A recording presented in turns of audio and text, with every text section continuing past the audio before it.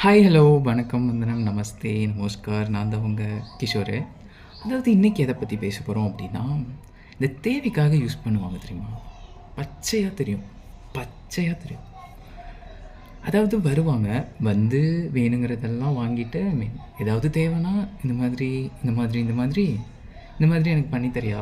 Okay, நம்மளும் sacrifice. தூக்கமா? இல்லை பரவாயில்ல, அவங்களுக்காக தான் அதை பண்ணி கொடுத்து தூங்கிடலாம். மணி 11. ஓகே, 11 தானே ஆச்சு, தூங்கிக்கலாம். சாக்ரிஃபைஸ். டயர்டா? சாக்ரிஃபைஸ்.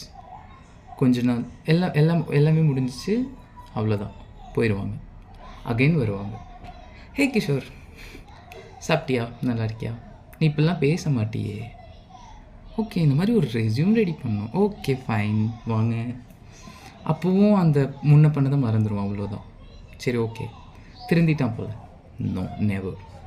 ரெஸ்யூம் வாங்கிட்டு அவ்வளோதான், மறந்துடுவாங்க. அகெயின் வேறு ஏதாவது தேவைன்னா மறுபடியும் கால் வரும். 6 மாதம் ஆனாலும் சரி, 7 மாதம் ஆனாலும் சரி, புதஞ்சு கிடக்கும் நம்ம நம்பர் எல்லாம். அப்போ தான் அவங்க தேடி அலாசி எடுப்பாங்க. எடுத்து மறுபடியும் கால் வரும். அகெயின் கொஞ்ச நாள் காணாமல் போயிடுவாங்க.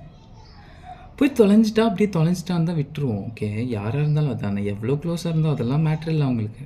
நேரில் பார்த்தா யாருன்னே தெரியாத மாதிரி ஒரு மாதிரி பேசக்கூட இல்லை. சில பேர் குறிப்பிட்டு தான் சொல்கிறேன், பேசக்கூட இல்லை. எவ்வளோ ஹெல்ப் பண்ணியிருப்பாங்க. அந்த இது கொஞ்சம் கூடமாக உறுத்தாது, அப்படியே உறுத்தாது அவங்களுக்குலாம்.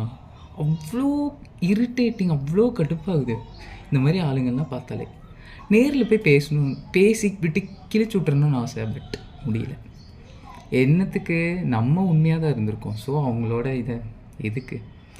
அதனால் உங்களுக்கு ஏதாவது தெரிஞ்சிருந்துச்சுன்னா லெட் மீ நோ. பபாய்.